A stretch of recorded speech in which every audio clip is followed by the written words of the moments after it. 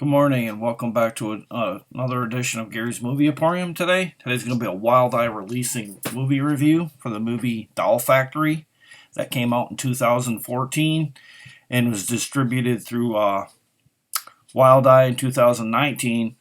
Currently gets a 4.4 on IMDb. Has a running time of an hour and 25 minutes. It's classified as comedy horror. It actually came out on October 29th, 2 days before Halloween on that year of 2014. You currently can see it on the streaming service Crackle. Its director was Stephen Wolfe, and writer was also Stephen Wolfe. The music was done by Scott Szabo. Wolfe also made the films Midnight Abyss and the short movie Dracula's Coffin. And this movie, Doll Factory, stars Justin Herman, Nicole, Elliott, and Andy Palmer. Its filming locations was in and around Houston, Texas. The budget on it was $200,000, which is really good. I mean, that's like probably one of the more pricier Wild Eyes that have been out that I've reviewed lately. The production companies behind this film are Fan Fiction Cinema and Baron Productions.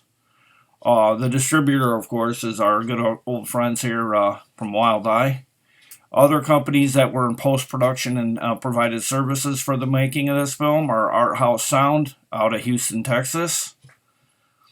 Basically, the plot of this movie is about a group of kids. They break into an abandoned... Well, I don't know if you could really say it's broken into because it's really abandoned, really. I mean, but it's an abandoned doll factory, and unwittingly they release a curse that brings hundreds of dolls to life and terrorizes a small town. But basically, this movie kicks off in 1976 from this doll factory that's in the synopsis, and like a median or medium or whatever you want to call it, he's accompanying the sheriff and the deputy at the time. They're having a shootout with the dolls because they've apparently come to life. You don't really see how they come to life. It just kind of just throws the dolls into the mix right from the get-go. One of the police department guys is attacked by the dolls, and half of his face is gone, and basically I think his name is Darius. Well, he's like a psychic kind of guy. Like he can read this book that has these spells and whatnot, and he's reading passages from it, trying to keep the dolls at bay. The way they show it before it goes to the next scene, we assume the two men that are left are more or less killed by the dolls. We don't really know because it doesn't really imply what went on. They just kind of go into the mix and go right on to the next scene, which it goes from 1976 right into the backdrop at a Halloween party in the present day, where a group of kids, I don't quite know all the names, but I'm just going to name a few: Mark, Kay, Melvin, Derek, Allison, etc. They're sitting around cracking jokes and talking to each other in the group, and they're really kind of tipsy and intoxicated. Like, everything that they're saying is people are laughing and stuff.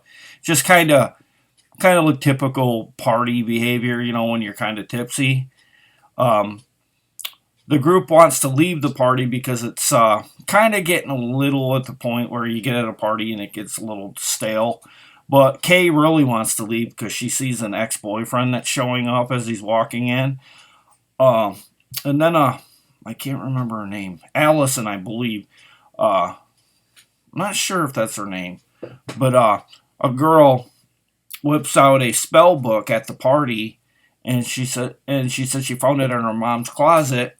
And they get talking about the uses of the book, and it starts to intrigue the group to want to see it in action, more or less, or if it's even real. And as a whole, most of them think it's BS. It's really not it's just a hokey book. It's kind of like, really, it's like a Ouija board. Do you really believe that it's capable of doing, evil things and whatnot? But the bearer of the book, the girl here, wants to go to the abandoned factory where they all pretty much agree to have some fun after the party, but not before a mini skirmish breaks out with K's ex and K's current. And it kind of flashes away from the party, and we go to the next scene. It flashes to the group making the factory, and they're sitting around a pentagram waiting to do a ritual from the book, where the first order of the book there is to human sacrifice. Gotcha, not really.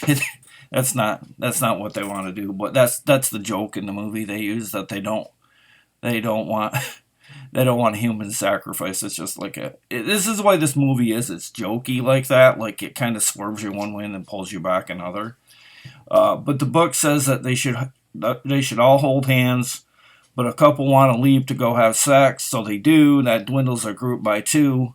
The group goes with the reading and the spell, where Allison starts to speak in tongue, which feels like out of an Evil Dead movie, kind of like when she starts doing the Ash, when he does the reiterations from the book of the dead. He's kind of talking weird and stuff when he's reading excerpts from it.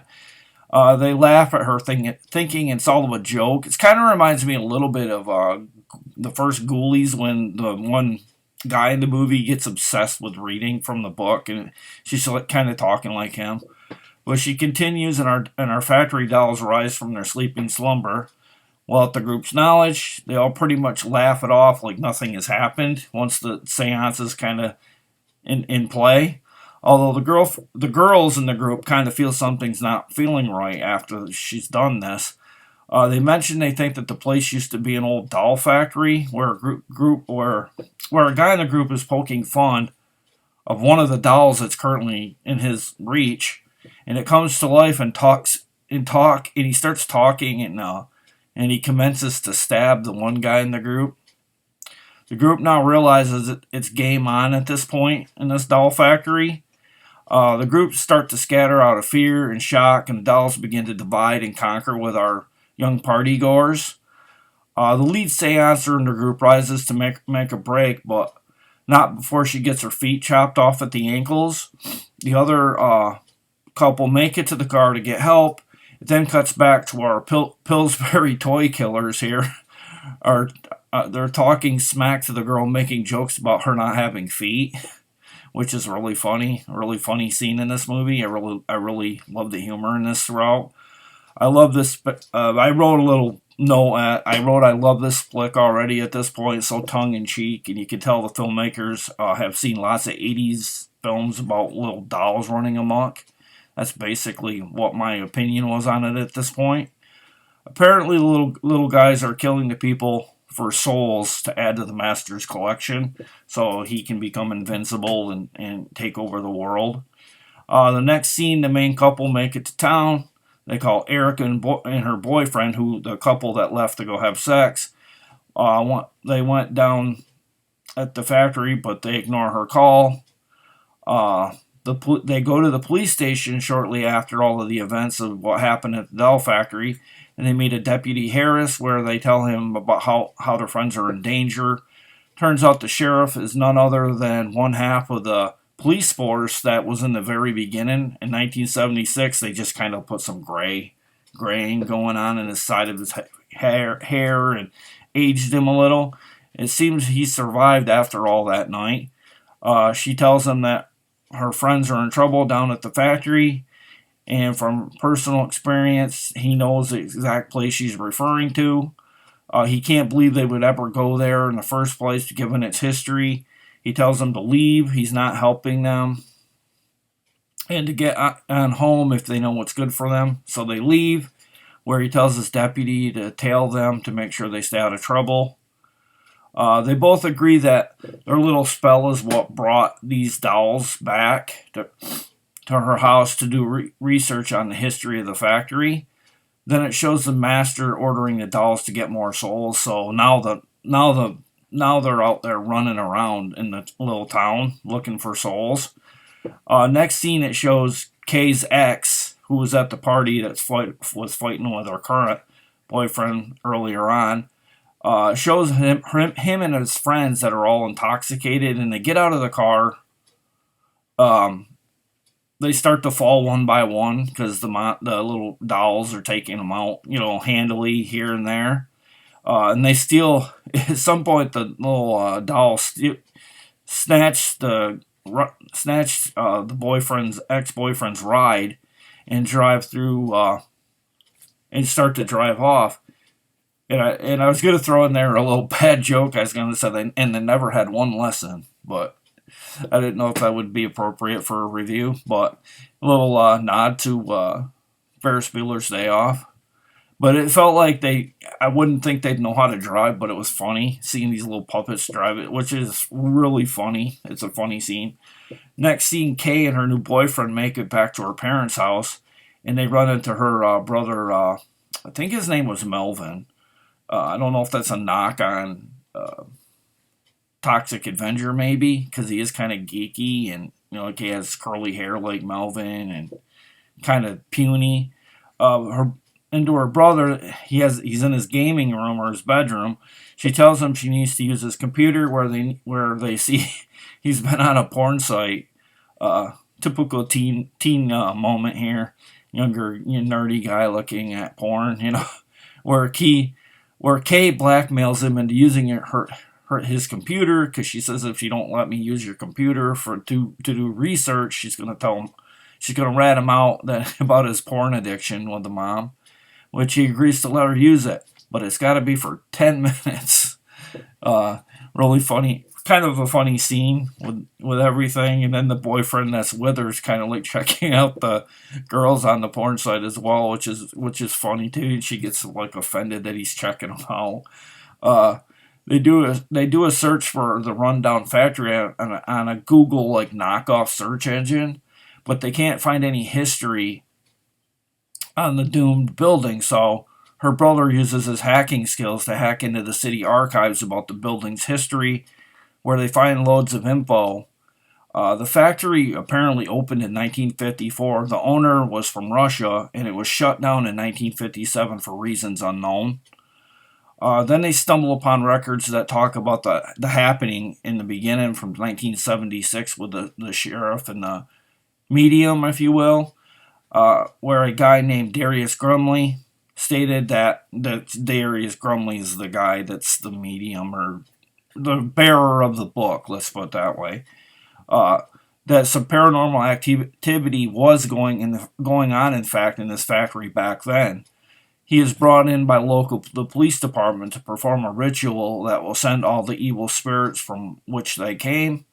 In the meantime, they hear sounds I don't know if it's upstairs, but they hear sounds in and around the house and are making plans to leave, taking Kay asks her brother Melvin if he's coming along. Melvin goes to go downstairs, and he spots a killer doll staring at him through the bedroom window, and he says, they're real, he's like, I think he thought they were lying, but now he's a believer of what his sister and her boyfriend have seen. Then they try to maneuver their way out of the house. They get downstairs where they think they hear one in a kitchen cabinet, only for one to jump out and attack Kay's brother Melvin from atop the banana bar. I honestly, at this point, this movie with the humor with the killer dolls very much is in the vein of Ginger Dead Men in a way. If you've ever seen that, if you like Ginger Dead Men, you should like this one quite well. And I have to agree. But the group managed to fend off a little doll horde in human versus gremlin fashion, taking them out, like with green goo all over the wall and things like that. But they get all cleaned up, get a fresh change of clothes. Meantime, outside the doll factory, we go flash to the doll factory where the sheriff and the deputy go canvass the area to see if there's any goings on. Where the sheriff tells them to be careful at this place. This place has a knack for death. At this point, I love the chemistry in this movie. Very funny comedy that's actually funny, and I really like the tongue-in-cheek humor that went on in this. And I'm not really big on humor per se in horror films, but it really works in this movie. You could tell the makers had fun on this on the shooting of this film.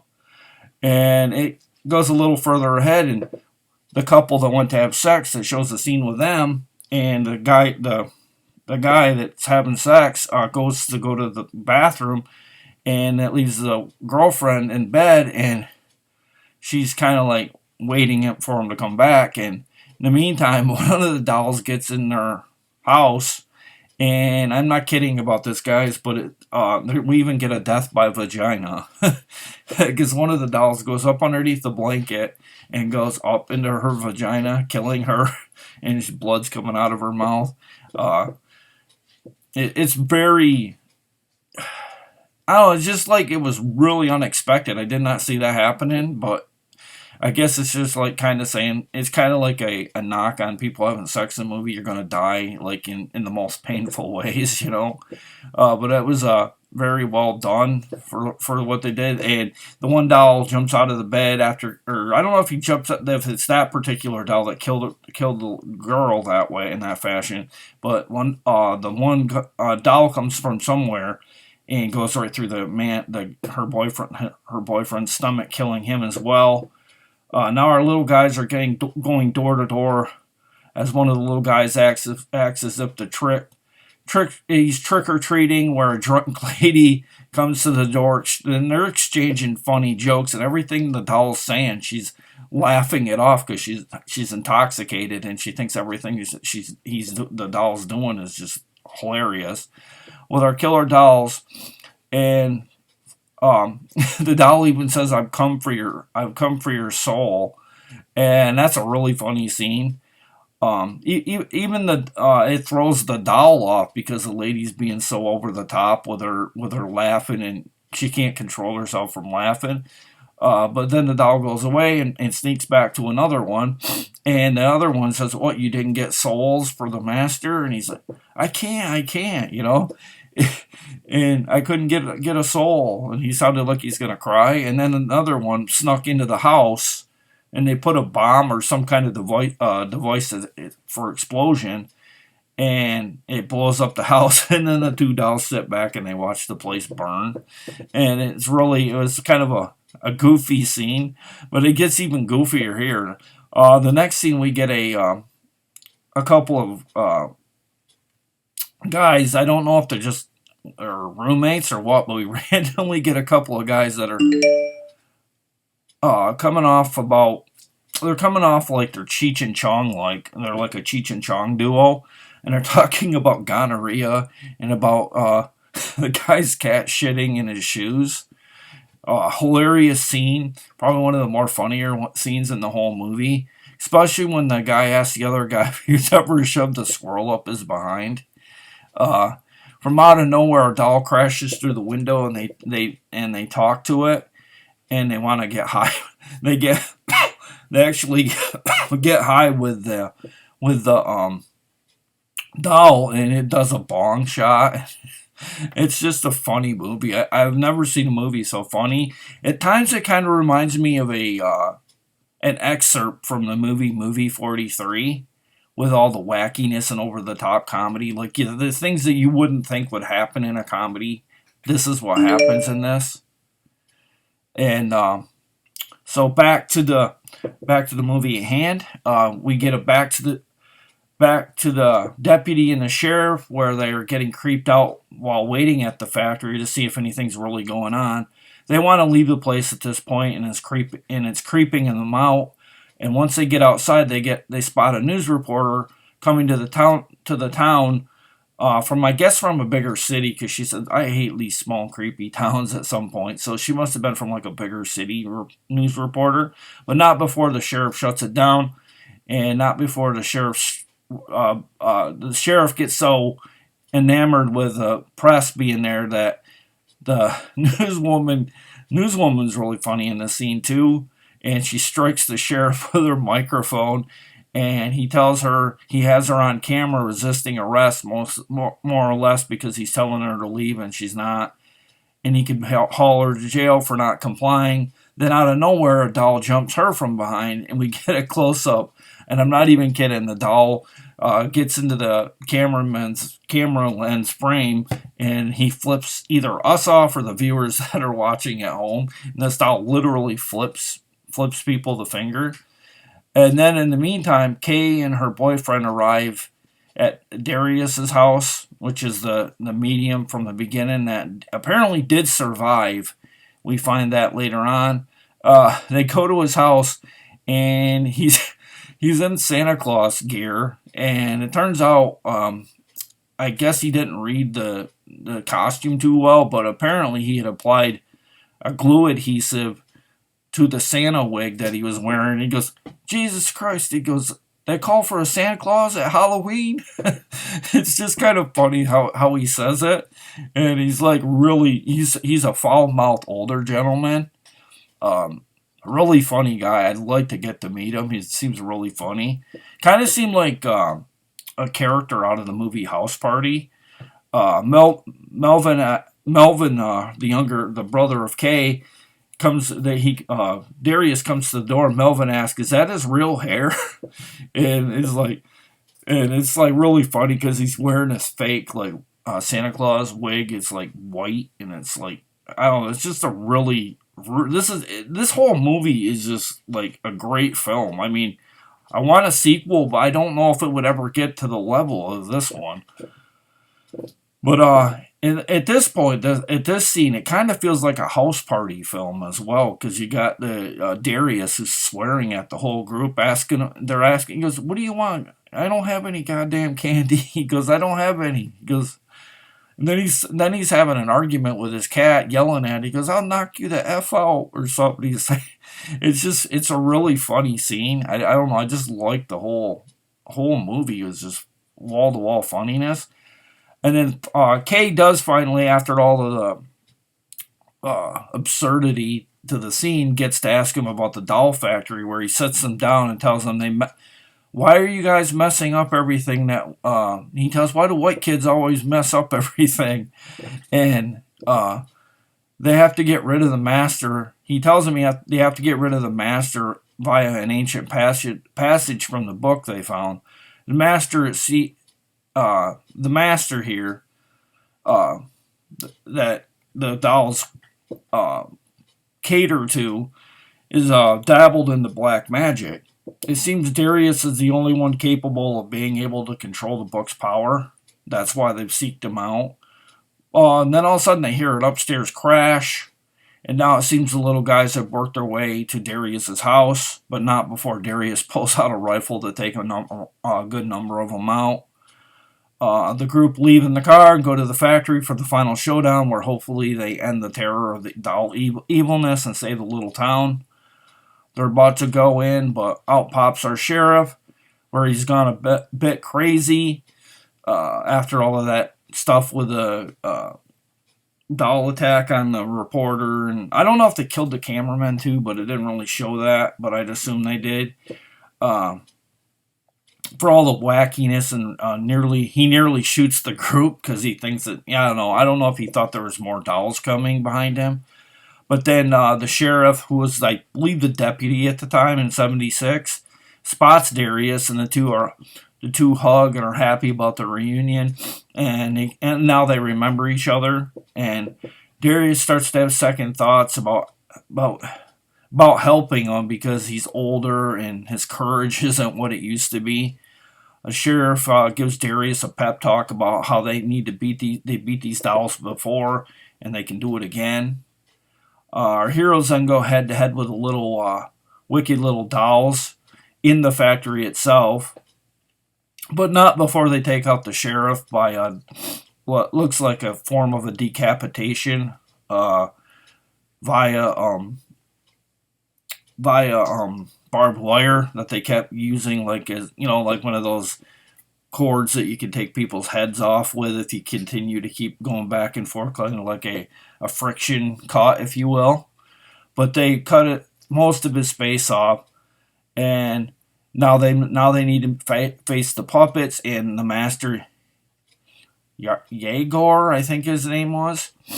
That was the Russian that owner of the mill back in the 50s, I believe. Yegor comes off a bit like Beetlejuice when he reveals himself, I feel. I even thought there was a form of his raspiness like a Beetlejuice. And he's like kind of like a wannabe Beetlejuice, but his goal is to get 666 souls. And I don't know if they, at some point the dolls say they got all the souls they need, but this is where I was a little baffled. He still acts like he needs more souls, and he nearly has completed it. And if he gets to 666 and the amount of souls he gets, he will become totally invincible, and he will be the world's king, and the world will live in a permanent darkness. So I don't know if he quite, obviously I don't think they quite got the souls they needed, or at that point, that would have happened. He starts to take each member of the group out variable fashions, but not killing them, just rendering them really weak or unconscious. That leaves Melvin, the baby brother, to fight with him. What looked to be, I'm not kidding, guys, it looks like he's fighting the Master Yegor with lightsabers, or with a lightsaber, and they're having a lightsaber duel. While they're fighting, Darius is getting into position to read from the book of spells. As he reads passages, souls are escaping Yegor, and he's losing his power. Melvin chops off his head, letting more souls escape, and the dolls are dropping due to no longer being under the spell of the act of being reanimated, so they start to drop just from, the combination of Darius reading and with their now master dead. The dolls have no longer working parts to get around. The group are standing around Kay, hoping she pulls through, but all of a sudden they look around and they notice a group of spirits that are happening to be lingering, and they're thanking the group for releasing them from their souls being held captive by Yegor's body. Even the sheriff is there, and he looks too at peace, knowing that the evil's been defeated. Kay manages to pull through. I think it was via the group using their life force energy so she could come back. But then they all look at each other, and Melvin gets ready to go out the door with the rest of the group. And Kay's boyfriend says, Melvin says, "What do we do now?" And Kay's boyfriend says, "Well, let's hope they never come back." And we get a close-up of the elf and not elf, but a close-up of the dolls, and it winks at us, letting it a nod, kind of like Freddy and Freddy versus Jason, like it's not over, not by a long shot. And our doll winks. And I stood around for the credits in this, and I was looking to see if there's any more to it. I didn't see it. Maybe I skipped through it a little too much, but if someone's watched, just let me know in the comments if there's any Easter eggs at the end. I didn't see one, but I could have skipped through it a little too fast. But basically, the doll winks, and you're getting a hint that there's a sequel in the works, or at least I hope there is. But I'm sorry about the length of this review today, but it's just I had to tell so much. There was so much going on in this little film, and I really dug this movie. It's probably one of my, I'm not kidding, it's probably one of my favorite Wild Eyes that I've done to date. I just liked everything about it, like the 80s vibe I got from the dolls. Right down to the humor, like well done humor. Everything about it I liked. It's probably, I'd probably give this about an 8.5 out of 10. Probably closer to an 8.5, or maybe an 8.75. That's how well I like this one. Really had fun with this one. I'd love to see a sequel. I'd like to thank people at Wild Eye that sent me this. I'd like to thank director Stephen Wolfe for doing such a superb job with the 200,000 he did on this.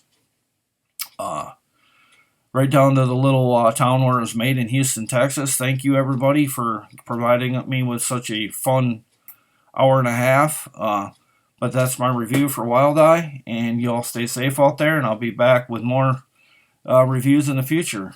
See you later, guys. Bye.